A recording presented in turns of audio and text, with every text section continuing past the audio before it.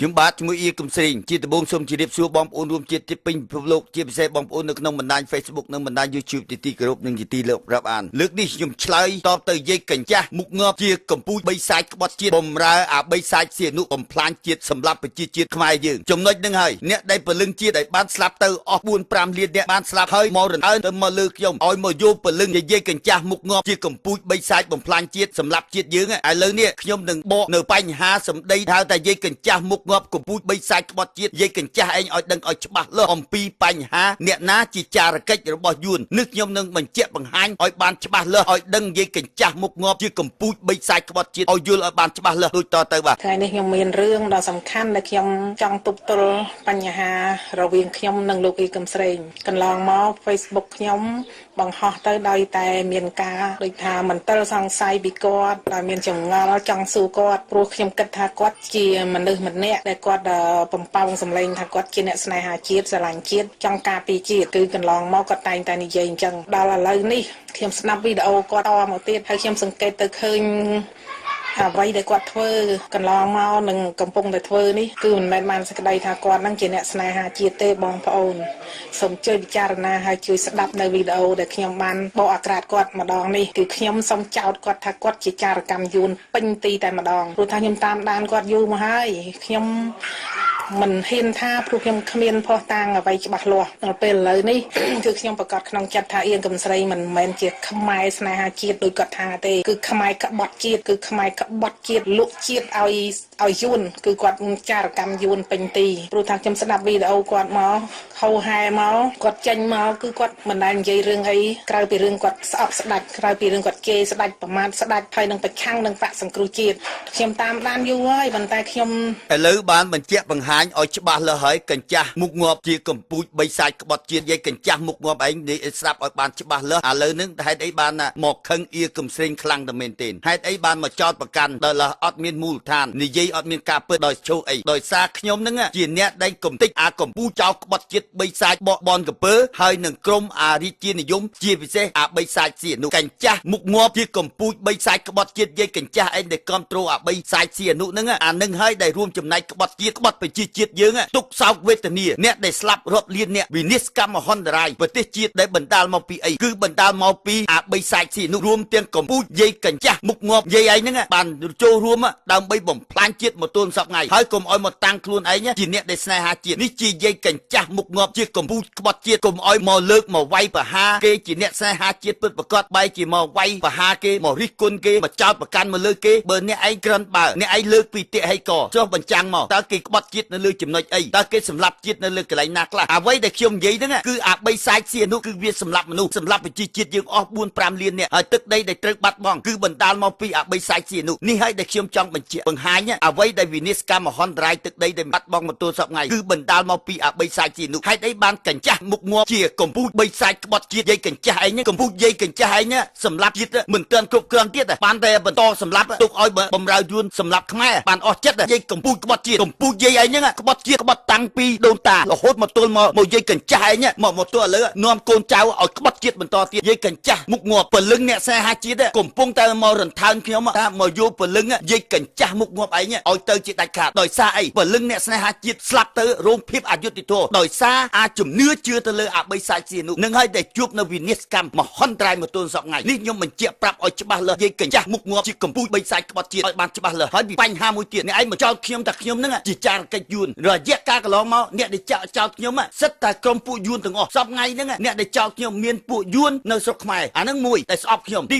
2អាក្រុមពួកអាកម្ពុជាចោទក្បត់ជាតិបីសាច់បនកំពើក្រុមហ៊ុនសែនក៏ជាស្អប់ខ្ញុំដែរបញ្ហាទី3អារាជានិយមបល័យពុជសាសទៅចូលលើកតា4ឲ្យយួនហែកដីឲ្យចិនហែករ៉ែខ្មែររងគ្រោះដោយសារអាបីសាច់សៀនុក៏ជាស្អប់ខ្ញុំដល់កំពូលមកនេះក្រុមពួកអារាជានិយមបល័យពុជសាសហើយបញ្ហាអ្នកដែលស្អប់ខ្ញុំមួយទៀតគឺនៅក្នុងចង្កោមសំរាំងស៊ីអ្នកណាក៏ដោយឲ្យតែគ្រប់គ្រងសំរាំងស៊ីគឺជាពួកដែលកម្ពុជាចោទក្បត់ជាតិពីព្រោះហែកអីពីព្រោះអាសំរាំងស៊ីវាគ្រប់គ្រងសាច់អាស្ដេចហ្នឹងដែលសម្លាប់ជាតិខ្មែរអាហ្នឹងហើយដែលអាពួកដូចជាលើកឧទាហរណ៍ជាក់ស្ដែងដូចយាយកញ្ចាស់មុខងាប់ហើយជាបីសាច់ជាកម្ពុជាបីសាច់ក្បត់ជាតិគ្រប់គ្រងសំរាំងស៊ី ដោយសារអីដោយសារសំរងស៊ីវាទៅគ្រប់គ្រងស្ដេចវាទៅសហការមួយស្ដេចវិនិច្ឆ័យកម្មមហន្តរាយយើងសពថ្ងៃគឺដោយសារអារឿងស្ដេចនេះខ្ញុំបញ្ជាក់ប្រាប់ឲ្យច្បាស់លាស់ហើយពីបញ្ហាមួយទៀតយើងនិយាយមកចោទទៅខ្ញុំចូលរួមដៃជាមួយនឹងក្រុមខឹមវាសនាក្រុមខឹមវាសនាក៏ជាក្រុមរបស់ពួកអាកម្ពុជាចោលក្បត់ជាតិបីសាច់បនកំពើដែរដែលជាក្រុមរបស់គេខ្ញុំអត់មាននៅក្រុមជាមួយអ្នកណាទេរឿងសួនសេរីរដ្ឋានេះក៏ខ្ញុំអត់មាននៅក្រុមជាមួយខ្ញុំជាអ្នកវិភាគនយោបាយជាអ្នកការពារជាតិជាអ្នកដែលគ្រប់គ្រងគណៈបកសង្គ្រោះជាតិក្រៅប្រព័ន្ធឥឡូវនេះខ្ញុំចង់បញ្ជាក់បង្ហាញឲ្យច្បាស់លាស់កុំឲ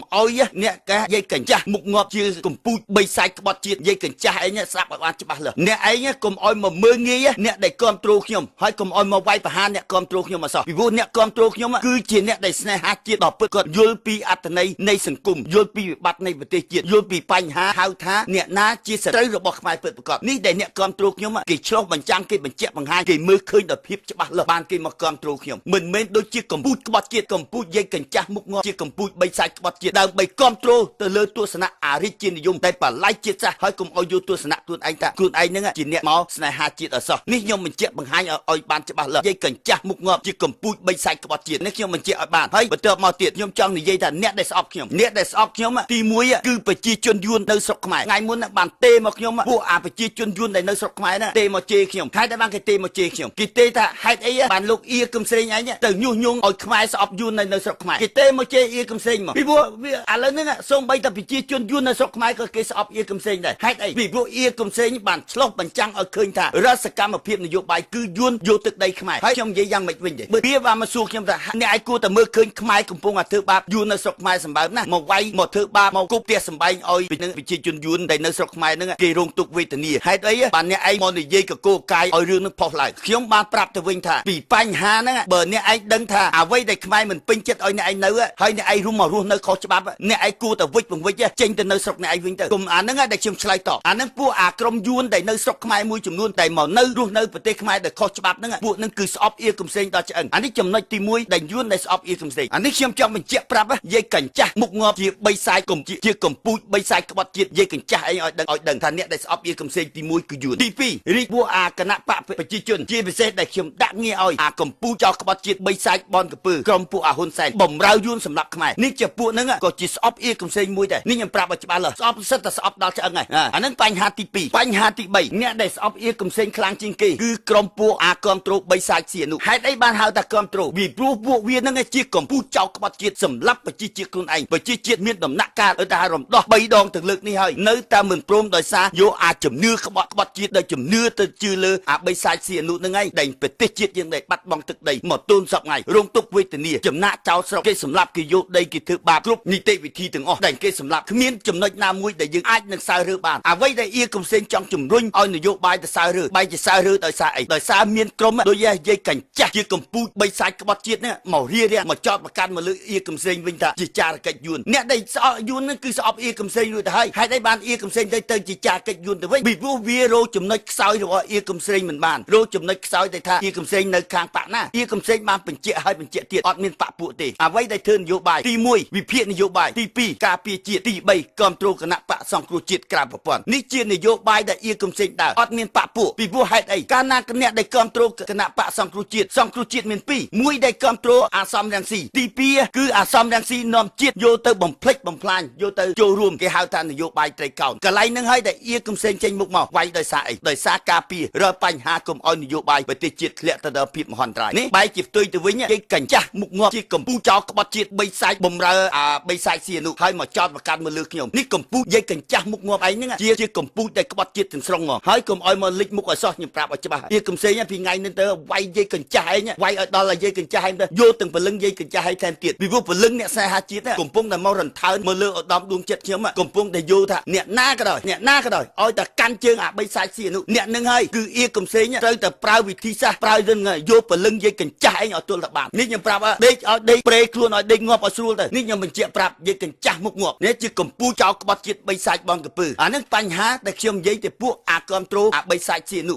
ដែលពួកនឹងដែលស្អប់ខ្ញុំមែនទេឥឡូវខ្ញុំរកឃើញទាំងអស់ហើយតិចទៀតខ្ញុំវាយចេញមកទាំងអស់ឲ្យតែអាអ្នកដែលកម្ពុជាក្បត់ជាតិពីព្រោះអ្នកឯងចង់មកចោតប្រកាន់មកលើខ្ញុំថាខ្ញុំជាចារកិច្ចយួនមិនចារកិច្ចយួនអ្នកឯងយកផុសតាំងមកបញ្ជាក់បង្ហាញឲ្យមជ្ឈដ្ឋានជាតិឲ្យគេយល់ទៅខ្ញុំនឹងស្វាគមន៍ជាតិតារាតែដល់ចុងបញ្ចប់រោស្អីមិនមានមកចោតប្រកាន់មកលើខ្ញុំបែរជាអាកម្ពុជាយាយកញ្ចាស់មុខងាប់ជាកម្ពុជាបីសាយក្បត់ជាតិយាយកញ្ចាស់ឯងជាអ្នកសម្លាប់ជាតិ ខ្មែរយើងទាំងស្រុងហើយជាជនក្បត់ជាតិនេះមិនមែនក្បត់ជាតិតែត្រឹមយាយកញ្ចែងមុខងាប់អីទេណាក្បត់ជាតិទាំងកម្ពុជាយាយកញ្ចែងទៀតពីព្រោះហេតុអីកម្ពុជាអីណាមកគ្រប់គ្រងអបិសាយស៊ីនោះណាវិនិច្ឆ័យកម្មខ្មែរយើងអស់ប្រមាណចំនួនដោយសារអបិសាយស៊ីនោះហេតុអីបានមកគ្រប់គ្រងដល់ចំណុចហ្នឹងអានេះខ្ញុំនិយាយពីរឿងអបិសាយស៊ីនោះហើយវាពីបញ្ហាមួយទៀតយើងនិយាយពីរឿងអ្នកដែលគ្រប់គ្រងសំរងស៊ីវាយល់ឲ្យមកគ្រប់គ្រងសំរងស៊ីតាមក៏ពិតសិតតែពួកអរិជានិយមណាសិតតែពួកអរិជានិយមសូមសួរតានយោបាយសំរងស៊ីសប្ងៃដែលធ្វើហ្នឹងតើធ្វើបំរើទៅលើអ្នកណាតាមក៏ពិតវាធ្វើបំរើទៅលើអរិជានិយមអរិជានិយមគឺរាជានិយមបល័យពុជសាសទៅចូលលើកតា4ឲ្យយួនហៃដីឲ្យចិនហៃរ៉ែខ្មែររងគ្រោះដោយសារអបិសាយស៊ីនោះចំណុចហ្នឹងហើយដែលហៅថាវាជួបនៅវិនិច្ឆ័យកម្មអស់ហ្នឹងហើយវាមកគ្រប់គ្រងវាខឹងអីវាខឹងអៀកំសេងវាយចាប់ចំណុចមិនបានមកចោតប្រកាន់មកលើពុជសាសអៀកំសេងទៅវិញកម្ពុជាអស់ហ្នឹងកម្ពុជាក្បត់ជាតិអស់ដែលគ្រប់គ្រងអបិសាយស៊ីនោះសិតតែជាកម្ពុជាក្បត់ជាតិវាមិនមែនក្បត់តែត្រឹមវាតែក្បត់ពីដូនតាវាមកទៀតអាហ្នឹងហើយដែលយើងដែលខ្ញុំចង់ចុះបញ្ជាក់បង្ហាញឲ្យបងប្អូនឲ្យមើលឃើញឲ្យច្បាស់លាស់តើអ្នកណាដែលអ្នកដែលស្រឡាញ់ជាតិអ្នកណាដែលអ្នកក្បត់ជាតិដល់ពិតប្រាកដអានេះបានចេញមុខអានេះខ្ញុំនិយាយពីអ្នកដែលស្អប់ខ្ញុំហើយបន្ទាប់មកយើងនិយាយពួកក្រុមខឹមវាសនាខ្ញុំអត់ក្រុមខឹមវាសនាក៏ភាគច្រើនក៏ស្អប់ខ្ញុំដោយសារអីពីព្រោះក្រុមខឹមវាសនាខ្ញុំបានវាយពួកវាមួយបំណែកហើយក្រុមពួកហ្នឹងជាចារកិច្ចរបស់ហ៊ុនសែនបំរើហ៊ុនសែនដើម្បីបំបែកកម្លាំងជាតិហើយដែលបានគេបើកគណៈបក LDP គឺគណៈបកហ្នឹងបើកដើម្បីអីដើម្បីបំរើពួកហ៊ុនសែនមិនបាច់មកចោទប្រកាន់មកលើខ្ញុំពួកខ្ញុំអត់មានបកពួកផងហើយអ្នកឲ្យមកចោទប្រកាន់ថាខ្ញុំជាក្រុមពួកអ្នកណាហើយខ្ញុំអ្វីដែលខ្ញុំនិយាយហ្នឹងគឺខ្ញុំអ្នកការពារជាតិខ្ញុំអ្នកការពារជាតិគឺជាតិរបស់ខ្ញុំដែលខ្ញុំត្រូវឆ្លុះបញ្ចាំងអ្នកណាជាជនក្បត់ជាតិអ្នកណាជាអ្នកស្នេហាជាតិនឹងហើយដែលអៀកំសេងចេញមុខមកដើម្បីឆ្លុះបញ្ចាំងបញ្ជាក់បង្ហាញមិនខ្លាចទេកម្ពុជាក្បត់ជាតិអស់ហ្នឹងជីវិតអៀកំសេងមានតែមួយទេហើយអ្នកឯងមិនបាច់មកបន្លំទេពួកកម្ពុជាចោលក្បត់ជាតិអ្នកឯងទៅប្រើវិធីសាស្ត្រអត់អីមករោរឿងអៀកំសេងក៏នយោថាអៀកំសេងជាយួនអូខេអ្នកណាជឿក៏ជឿអ្នកដែលជឿហ្នឹងគឺក៏ពួកកម្ពុជាចោលក្បត់ជាតិតាវាមិនមែនអ្នកដែលមនុស្សដែលពិតប្រាកដគេមិនមែនទៅជឿអញ្ចឹងទេគេជឿពីអង្គហេតុផលអៀកំសេងទៅបំរើអ្នកណាហើយនៅអៀកំសេងទៅបំរើអ្នកណាហើយនៅបានថ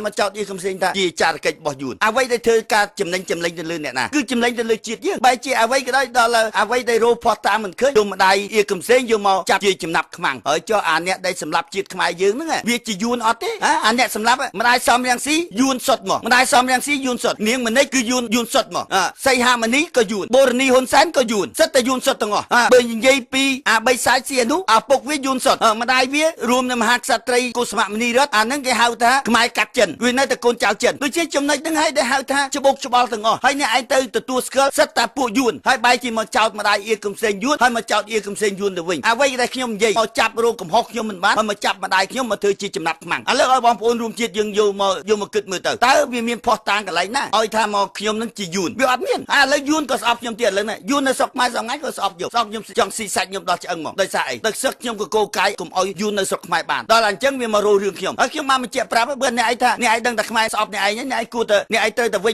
ញទៅនៅស្រុកអ្នកឯងវិញទៅពីព្រោះខ្មែរអត់ពេញចិត្តឲ្យយួនមកនៅស្រុកខ្មែរទេចំណុចហ្នឹងហើយដែលខ្ញុំឆ្លើយតបទៅវិញនេះបញ្ហាមួយដែលខ្ញុំចង់បញ្ជាក់យាយកញ្ចាស់មុខងាប់ជាកម្ពុជាបីសាច់ក្បត់ជាតិយាយកញ្ចាស់ឯងឲ្យដឹងឲ្យច្បាស់លាស់ហើយណាពីថ្ងៃហ្នឹងទៅខ្ញុំប្រាប់ឲ្យច្បាស់លាស់បើនិយាយអត់ដឹងក្បាលកតុយនេះជាកម្ពុជាដែលក្បត់ជាតិយាយកម្ពុជាក្បត់ជាតិឯងខ្ញុំចាក់បន្ថែមមិនពិតប្រកបខ្ញុំនៅតែសង្ស័យខ្ញុំមានការសង្ស័យទៅតែឥឡូវនេះខ្ញុំច្បាស់លាស់ដល់ខ្ញុំមានភ័ស្តុតាងអ្វីដែលលោកអៀកំស្រីនិយាយគ្មានការពិតសូម្បីតែប្រព័ន្ធស័យសក់ទៅអៀកំស្រីគឺថាយួនបង្កើតមកឲ្យបំផុសអ្នកទាំងអស់គ្នានឹងគឺអ្នកលក់ក្បាលឲ្យយួនដូចគ្នាពេញយិតតែស្ដាច់ណាស់គឺអៀកំស្រីជេរស្ដាច់ស្អប់ស្ដាច់ឲ្យបំផុសបំផលឲ្យអ្នកដែលគ្រប់គ្រងអៀកំស្រីនឹងទៀតខ្ញុំសូមផ្ដាំថាបើស្អប់ស្ដាច់ដោយខុសទំនាក់ទំនងមិនមានហេតុផលហើយការពារអៀកំស្រីអ្នកទាំងអស់គ្នានឹងគឺអ្នកលក់ក្បាលឲ្យយួនដូចគ្នាគឺអ្នកក្បត់ជាតិដូចអៀកំស្រីដែរអៀកំស្រីបានចាប់កំហុសលោកសំរងស៊ីថាលោកសំរងស៊ីធ្វ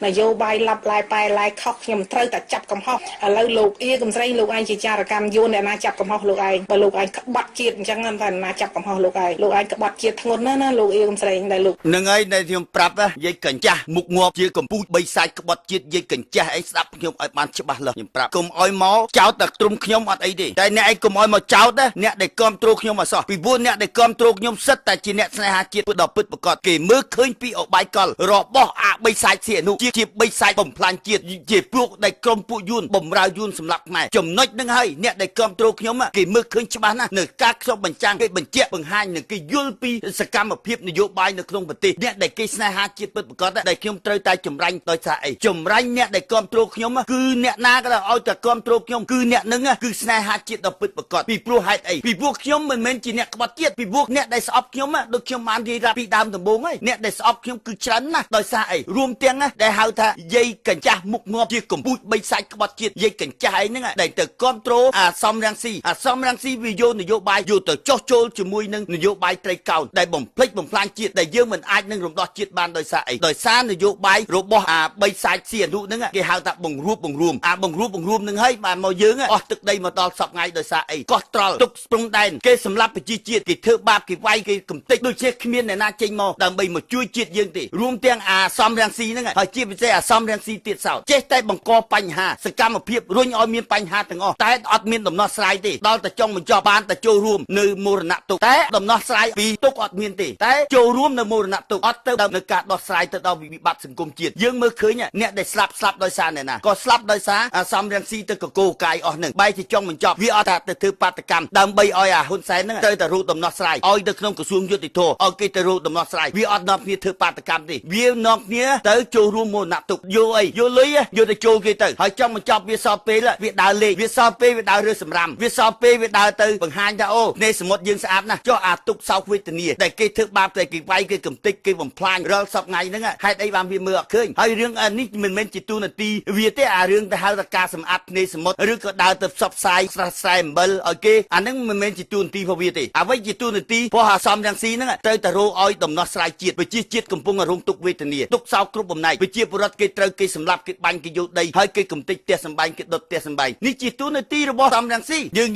ចង់និយាយពីរឿងនៅពេលថ្មីនេះក្រុមពួកអាកម្ពុជាចោលក្បត់ជាតិបីសាច់បនកំពើវាទៅរុករើផ្ទះសម្បែងរបស់ប្រជាពលរដ្ឋដែលនៅក្នុងខេត្តក្រចេះបែរជាសំរាំងស៊ីមិនបានទៅអំពាវនាវសូមឲ្យបងប្អូនដែលនៅប្រទេសក្រៅសូមជំនួយឲ្យបងប្អូនជួយទៅលើបងប្អូនរងគ្រោះគេត្រូវកំទេចសម្បែងគេកំទេចគេយកដីធ្លីរបស់ប្រជាពលរដ្ឋបែរជាសំរាំងស៊ីអត់ទៅធ្វើការអត់ទៅតាមដានពីរឿងនយោបាយនាមនាំគ្នាបាតកម្មដើម្បីជំរុញឲ្យអារដ្ឋាភិបាលវាត្រូវតែមានដំណោះស្រាយឲ្យទៅលើប្រជាជាតិដែលគេបានកំទេចសម្បែងរបស់ប្រជាពលរដ្ឋតែផ្ទុយទៅវិញអាសំរាំងស៊ីមិនបានទៅគិតគូរពីបញ្ហាប្រទេសជាតិបែរជាសុំអំពាវនាវទៅលើឲ្យទៅជួយអ្នកដែលរងគ្រោះជនជាតិចិនទៅវិញតែនេះដែលសបញ្ជាក់បង្ហាញឲ្យឃើញច្បាស់លាស់ទៅអំពាវនាវបងប្អូនដែលនៅប្រទេសក្រៅសុំជំនួយឲ្យជួយទៅដល់ប្រទេសចិនបែរជាជនជាតិខ្មែរយើងមិនបានទៅសុំជំនួយឲ្យបងប្អូនដែលមានភាពរងគ្រោះដែលក្រុមពួកអាកម្ពុជាចោលបាត់ជាតិបីសាច់បនកំពើវាធ្វើបាបវាយកដីធ្លីវាកំទេចសម្បែងប្រជាពលរដ្ឋអត់ទៀតនៅចង់បញ្ចប់នយោបាយទាំងអស់វាទៅលើកដំកើងចិនមកសម្លាប់ជាតិខ្មែរយើងនេះគេហៅថាវាជាដំណើររបស់អាសំរាំងស៊ីសូមសួរថាវាស្រឡាញ់ជាតិឬក៏វាកំពុងតែបំផ្លាញជាតិអានេះដែលយើងសបញ្ជាក់ឲ្យច្បាស់លាស់នៅពេលថ្មីនេះដែលវាចេញសេចក្តីថ្លែងការណ៍អំពាវនាវសូមឲ្យបងប្អូននៅប្រទេសក្រៅដែលសូមជួយនៅក្នុងផ្នែកខាងមនុស្សធម៌តែចុះរឿងគេសម្លាប់គេកំទេចដីធ្លីគេយកផ្ទះសម្បែងដែលបងប្អូនប្រជាពលរដ្ឋជាងនៅខេត្តកោះចេះហ្នឹងតើគ្នារងទុក្ខវេទនាដល់កម្រិតណានេះដែលសបញ្ជាក់បង្ហាញឲ្យឃើញច្បាស់លាស់តើអាសំរាំងស៊ីហ្នឹងតើវាមានបំណងស្រឡាញ់ជាតិខ្មែរឬក៏វាបំផ្លាញជាតិខ្មែរយើងនេះដែលខ្ញុំចង់បញ្ជាក់បង្ហាញឲ្យបានច្បាស់លាស់ហើយជាពិសេសនិយាយកញ្ចាស់មុខងាប់ជាកម្ពុជាក្បត់ជាតិនៅកម្ពុជាឯងហ្នឹងក្បត់ជាតិទាំងស្រុងហើយកុំឲ្យមកលើកដំកើងអត់មានតិហេកណាមួយដល់ប្រកបតែចង់បញ្ចប់តើវាអត់ធ្វើអីទាំងអស់វានាំគ្នាដើរទៅលេងសមុទ្រទៅរើសសម្លាមទៅថតទៅក្រុមពួកវាទិញទួយទៅហើយដល់ចង់បញ្ចប់វាសសៀមកចូលរួមជាមួយនឹងក្រុមពួកអាកម្ពុជាចោលក្បត់ជាតិបីសាច់បនកំពើសហការជាមួយនឹងអារាជានិយមបល័យពូជសាសដោយចំណុចហ្នឹងហើយគេហៅថានយោបាយត្រូវក្រោតរួមទាំងកញ្ចាស់មុខងាប់ជាកម្ពុជាចោលក្បត់ជាតិហ្នឹងយាយកញ្ចាស់មុខងាប់ឯងហ្នឹងដែលជាកម្ពុជាចោលក្បត់ជាតិមិនមែនក្បត់ត្រឹមតែយាយកញ្ចាស់ឯងទេកម្ពុជាយាយឯងហ្នឹងគឺក្បត់ជាតិទាំងស្រុងមកដោយសារអីរយៈកាលកន្លងមកនយោបាយដែលខ្ញុំបានបញ្ជាក់ឲ្យតាំងពីឆ្នាំ70មកដល់75ពី93មកពុទ្ធទល់ឆ្នាំ2012ក៏រឿងនយោបាយទាំងអស់នៅស្រុកខ្មែរគឺបណ្ដាលមកពីអាបីសាច់ជានោះនឹងហើយដែលហៅថាកម្ពុជាយាយកញ្ចាស់មុខងាប់ឯងហ្នឹងធ្វើឲ្យប្រទេសជាតិជួបមួយនេះកម្មហន្តរាយដោយសារអីដោយសារចំណុចហ្នឹងហើយដែលអៀកំសែងវាយចេញម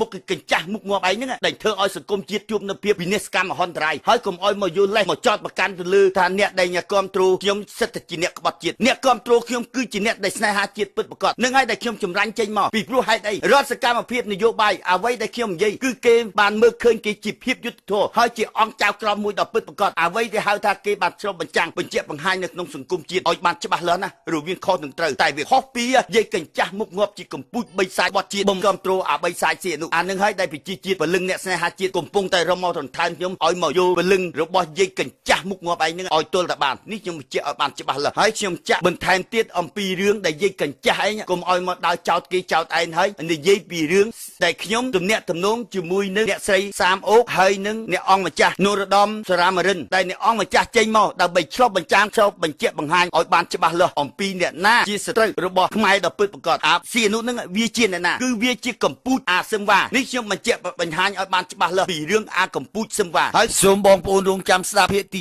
2ជាភាគបន្តបាទ